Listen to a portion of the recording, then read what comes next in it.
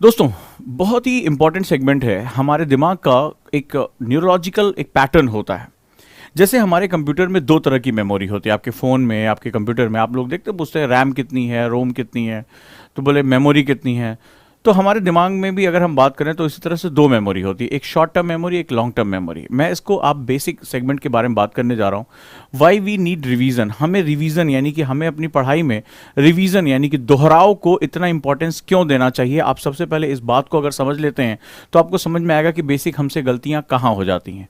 इस वीडियो का basic purpose है आपको यूपीएससी की तैयारी के दौरान छोटी छोटी गलतियों से बचाना। वो छोटी छोटी गलतियां जिनका इंपैक्ट इतना बड़ा होता है कि वो हमसे हमारे सुनहरे सपनों को छीन भी लेती है, हमें जो है डिस्ट्रॉय कर देती है। और लबासना पहुंचने की हमारे अंदर संभावनाएं थी, हमारे अंदर पोटेंशियल था, लेकिन हम छोटी छोटी गलतियां, उन पर छोटे छोटे समय पर हमें किसी ने बताया नहीं, हमने ध्यान दिया नहीं, और हमसे वो इतनी बड़ी डिजास्टर हो जाती है कि आगे चलकर हम अपने सपनों से बहुत दूर हो जाते हैं और हमें हमारी मंजिल नहीं मिलती है। इसीलिए यहां पर उजांग आईएएस एकेडमी के इस मंच पर, इस यूट्यूब वीडियो पर मैं यही कोशिश करता हूं कि आपसे वो छोटी छोटी गलतियां ना हो। मैं जानता हूं कि आपके अंदर पोटेंशियल भरा हुआ है। आप अगर सपने देख रहे हैं, आप अपना समय निकालकर यहां आए हैं, तो डेफिनेटली आपके सपनों में बहुत जान है।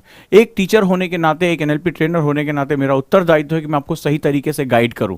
तो दोस्तों, आप इस समय हिंदुस्तान के किसी भी कोने में बैठे हैं, बस मैं यही चाहता हूं कि अपने सपनों में हमेशा रंग भरते रहिए, उसमें विश्वास करिए और कोशिश करिए कि जो आपने चीजों को देखा, जाना, समझा, उसको लगातार पूरा करने का प्रयास करते रहिए। Let's start. हम लोग यहां से शुरू करते हैं। एक छोटा सा आपसे एग्जांपल लेता हूं। आप कभी किसी ऐसी जगह पर गए हैं, जैसे कोई अगर वर्जिन आइलैंड हो या कोई ऐसी जगह जहां पहली बार कोई घास का मैदान हो। आपने देखा होगा अगर आप एक बार ऐसे चलकर चले जाते हैं तो थोड़े से आपके पैरों का निशान बनता है, थोड़ा सा बनता है। आप ये चीज महसूस करते होंगे, राइट। आप इस बात को मेरे साथ एनालाइज करिएगा। तो इस घास के मैदान पर आप चलते चले गए और आपको क्या हुआ, आपके पैरों के दबाव से कुछ निशान बन गए, राइट। और कुछ समय बाद क्या होता है, कुछ समय बाद अगर आप वहां पर कोई दोबारा आप वहां ना जाएं, दोबारा आप जो है वहां से गुजरें, तो आप देखते हैं क्या होगा, घास फिर से अपने जैसी हो जाती है, फिर से वो अपना जो है वो सेगमेंट पा लेती है। क्या आप इस बात से एग्री करते हैं? क्या मेरी बात से आप जो है वो इत्तेफाक रखते हैं? प्लीज मुझे बताएं कि कोई भी अगर आप किसी घास के मैदान, किसी जंगल या किसी झाड़ झंकार से आप गुजरे हैं, तो वहां जो पैरों के निशान होते हैं एक बार बनते हैं, लेकिन कुछ समय बाद अगर 2-4 दिन वहां ना जाइए तो फिर से वो घास वैसी हो जाती है और आपको पता नहीं लगेगा कि आप किन रास्तों से होकर गुजरे थे। मानते हैं इस बात को? यस, प्लीज सब लोग मुझे बताएं। यस सर, हम इस बात से एग्री करते हैं, हमने अपनी लाइफ में ये चीज अनुभव किया है, देखा है, या खुद भी हम ऐसी जगहों से गुजरे जहां दोबारा हम कुछ दिन बाद गुजरे तो मेरे पैरों के निशान मिट चुके थे। Agree, right? If you are agree, तो यही हमारी मेमोरी के साथ भी होता है। हम लोग कहते हैं कि मुझसे बहुत से मैसेज है, बहुत दिन से ये मेरी क्लास पेंडिंग थी कि सर हम भूल जाते हैं, सर हमें रिवाइज नहीं होता है, सर मैं जो पढ़ता हूं मुझे याद नहीं रहता है, सर मुझे याद करने का तरीका बताइए, राइट। तो ये सारी चीजें आप जो है पूछते हैं। आज मैं उसी के बारे में आपसे बात करने जा रहा हूं। लेकिन किसी जादुई चीज को बताने से पहले मैं अगर आपको यह बताऊं कि आपके बेसिक गलतियां क्या हैं। ईश्वर ने आपको दिमाग छोटा नहीं दिया है, राइट। ऊपर कोई जो है वो साइज छोटा या बड़ा नहीं किया गया है।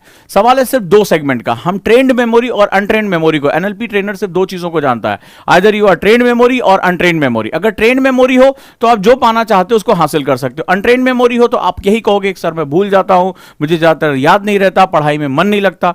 तो मैं बस इस चीज को नहीं मानता। मेरा मानना है कि ईश्वर ने अगर आपको दिमाग दिया है, आपको एक स्वस्थ व्यक्ति बनाया है, तो आपके अंदर उतनी ही संभावनाएं हैं।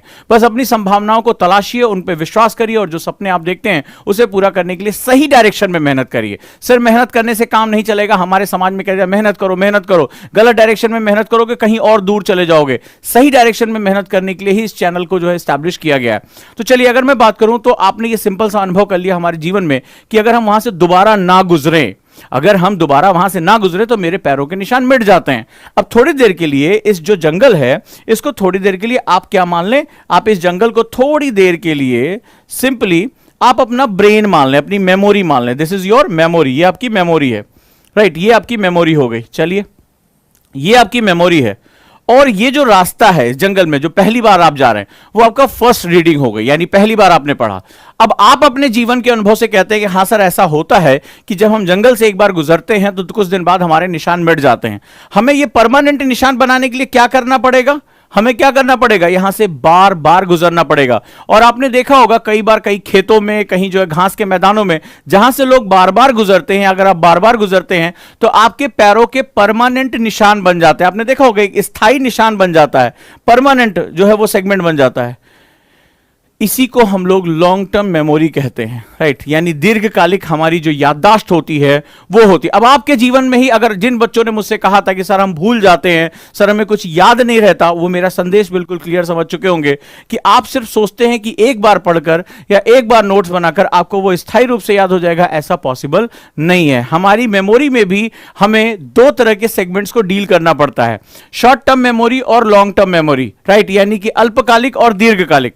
हमारा स्टूडेंट ज्यादातर यही गफलत में आ जाता है, यही उसके साथ दिक्कत हो जाती है, और वो एक बार पढ़कर या दो बार पढ़कर सोचता है कि मुझे तो याद हो गया, मैं आगे पढ़ता चला जा रहा हूं, और वो धीरे धीरे पीछे से उसकी चीजें जब रिवाइज नहीं होती हैं तो वो उसके दिमाग से क्या होता है, वो निपटती चली जाती है, दिमाग वापस अपने फेज में आ जाता है और उसको पढ़ी हुई चीजें जो है वो भूल जाती है। उसको लगता है उसके दिमाग की कोई कमी है, उसकी पर्सनालिटी में कोई कमी, इसलिए वो भूल रहा है, जबकि ऐसा नहीं है। होता यह है कि आपको अपने न्यूरोलॉजिकल फैक्टर्स के बारे में नहीं पता होता है। अब मैं उसी को एस्टैब्लिश करने का प्रयास कर रहा हूं। चलिए अब हम इसको थोड़ा सा दिमाग यानी न्यूरल सेगमेंट के हिसाब से समझते हैं, right. Revision is all about creating shortest neural path. हमारा दिमाग बड़ा आलसी होता है, यह बात आश्चर्य करिएगा। चार्ल्स डुहिक अपनी किताब पावर ऑफ हैबिट में लिखते हैं कि हमारा दिमाग वाकई में बहुत आलसी होता है, बहुत ही लेजी है। यह क्या काम करता है, यह किसी भी चीज को करने का जहां से वो बार बार गुजर रहा है उसका शॉर्टेस्ट न्यूरोलॉजिकल पाथ ये क्रिएट करता है।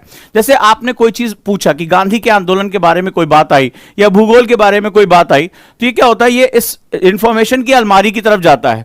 अब ये क्या काम करता है, जो न्यूरॉन्स होते हैं वो मल्टीपल टाइम अटैच होते हैं। बहुत, एक न्यूरॉन दूसरे न्यूरॉन से कई हजार तरीके से जुड़ सकता है, कई हजार तरीके से जुड़ सकता है। अब होता क्या है, ये जुड़ाव जो होता है उसको इलेक्ट्रोकेमिकल पाथ कहते हैं। जहां से ये आपस में जुड़ते हैं उसको इलेक्ट्रोकेमिकल पाथ कहते हैं, राइट। तो अगर आपकी मेमोरी जो है, अगर आपको ऊर्जा मिली हुई, आप थके हुए नहीं, नींद अच्छी आपकी पूरी है, न्यूट्रिशन आपका अच्छा, तो वो बहुत तेजी से जुड़ते हैं। पर कौन से पाथ में जोड़ना है, 20,000 से ज्यादा पाथ होते हैं, उसके पास चॉइस होती है कि वो इंफॉर्मेशन को ले सकता है। ये क्या होता है, क्योंकि ये प्रवृत्ति से थोड़ा आलसी होता है, ये शॉर्टेस्ट तरीका अपनाता है। यानी वो न्यूरल पाथ जहां से वो बार बार गुजर चुका हो। ये मैं आपको इसका एनएलपी, इसका साइंस बता रहा हूं। तो ये क्या होगा, ये उस न्यूरल पाथ को जहां जाएगा, क्योंकि ये अपनी क्या कर, हर चीज अपनी एनर्जी को सेव करना चाहती है। सिंपल सा सिद्धांत है। आप भी जब थक जाते हैं तो अपनी एनर्जी को सेव करना चाहते हैं, तो होता क्या है, ये सबसे छोटे पाथ की तरफ जाना चाहेगा जहां से उसका न्यूरल कनेक्टिविटी है। अब ये जो न्यूरल कनेक्टिविटी है क्या होता है, ये आप डेवलप करते हैं, राइट। ये आप डेवलप करते हैं। रिवीजन का साइंटिफिक मतलब होता है क्रिएटिंग शॉर्टेस्ट न्यूरल पाथ, यानी सबसे छोटा न्यूरल जो रास्ता होता है वही क्रिएट करना होता है।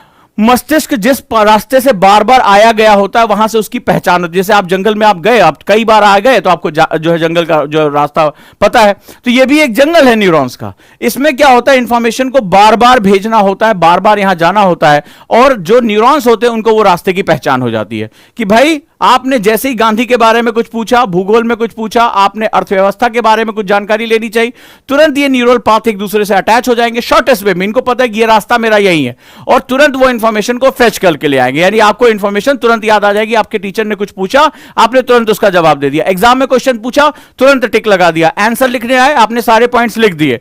सिंपल। आपने कौन से पॉइंट्स लिखे, जो आपके न्यूरल पाथ ने बार बार उसको अटैच किया है। क्लियर है।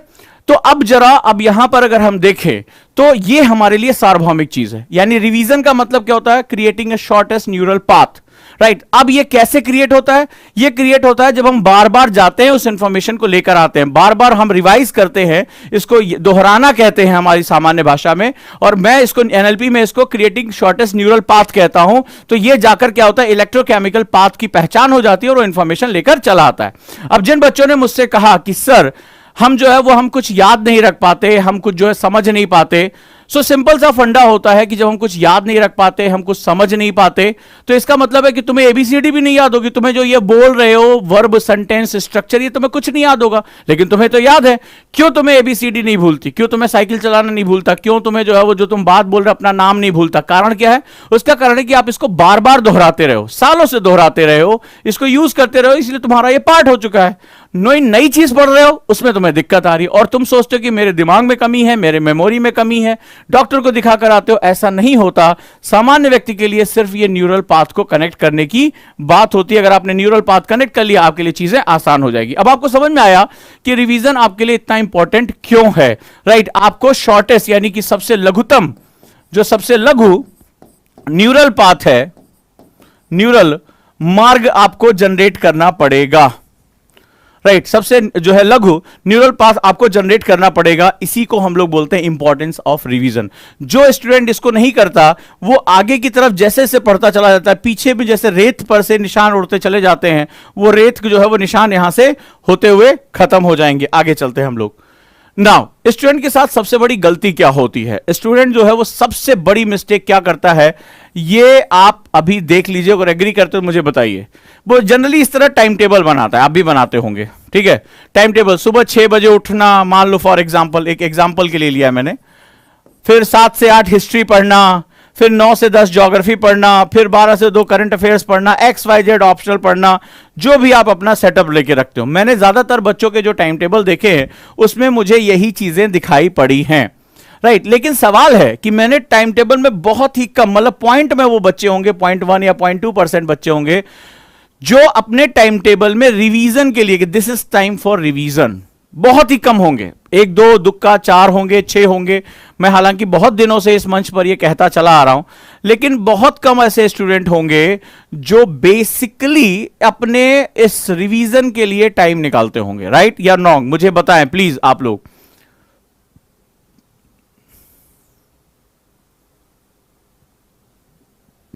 ऐसा होता है?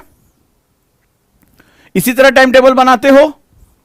मुझे तो बच्चे भेजते रहते हैं, मैं उनका टाइम टेबल चेक करता रहता हूं, मुझे उसमें से रिवीजन का कोई टाइम टेबल स्पेशली जो है वो यूनिट दिखाई नहीं पड़ता। यस?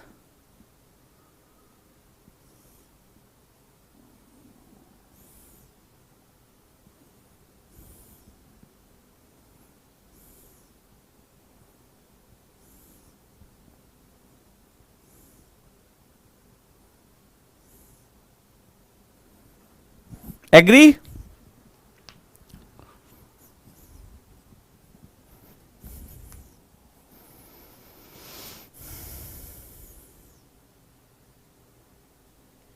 यस, मैक्सिमम लोगों ने कहा यस सर, टाइम टेबल में हम यही करते हैं। तो तुम्हारी नब्ज तो मैंने पकड़ ली है, ठीक है? गलती जो तुम करते हो उसके बारे में तो मैंने पकड़ लिया है। इसका दुष्परिणाम क्या होगा ये भी समझ लो। आप कहते हो कि सर मैं पढ़ता हूं पर मैं भूल